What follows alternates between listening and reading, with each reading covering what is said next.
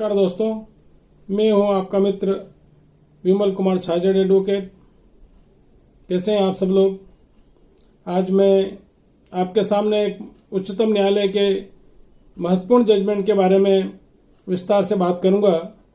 यह जजमेंट बीमा कंपनी द्वारा तकनीकी आधार पर क्लेम निरस्त करने के बारे में है, जिसमें असल दस्तावेज पेश नहीं करने के कारण बीमा कंपनी ने क्लेम अस्वीकृत कर दिया था।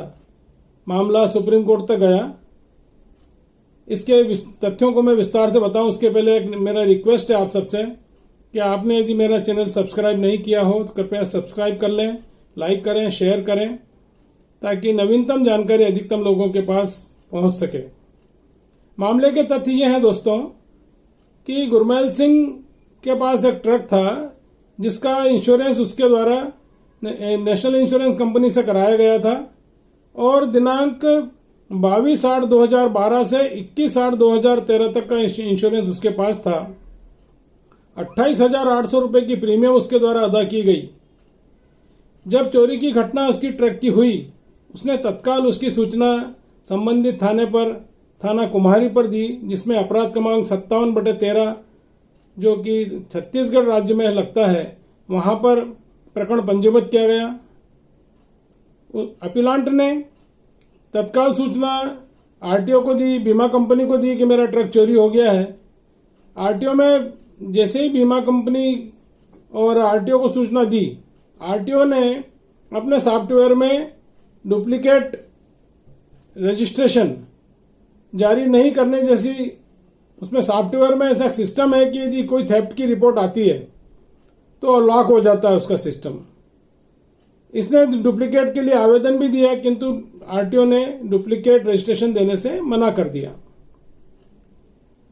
जब बीमा कंपनी ने क्लेम देने से मना किया तो जिला उपभोक्ता विवाद रेड्रेसल आयोग को आवेदन लगाया, तो जिला आयोग ने आवेदन का निराकरण करके एक निर्देश जारी कर दिया कि 1 माह में बीमा कंपनी इसके क्लेम को सेटल करे और यदि समुचित दस्तावेज प्रस्तुत करते हो तो।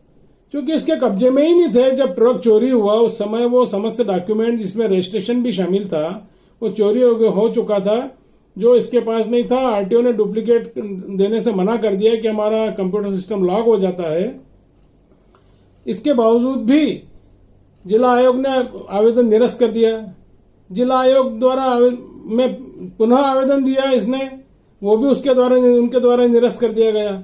राज्य आयोग में जिला आयोग के विरुद्ध अपील की। जिला आयोग की अपील जो राज्य आयोग में की गई थी, राज्य आयोग ने भी वहां उसका आवेदन स्वीकार नहीं किया और अपील को उन्होंने निरस्त कर दिया।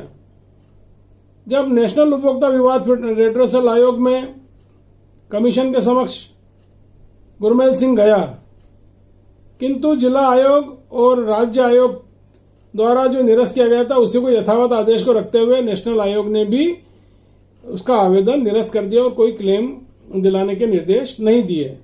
इस पर सिविल अपील माननीय उच्चतम न्यायालय में गुरमैल सिंह द्वारा प्रस्तुत की गई। माननीय सुप्रीम कोर्ट ने स्पष्ट रूप से इस जजमेंट में यह कहा कि किसी तकनीकी आधार पर किसी का क्लेम का भुगतान नहीं रोका जा सकता है।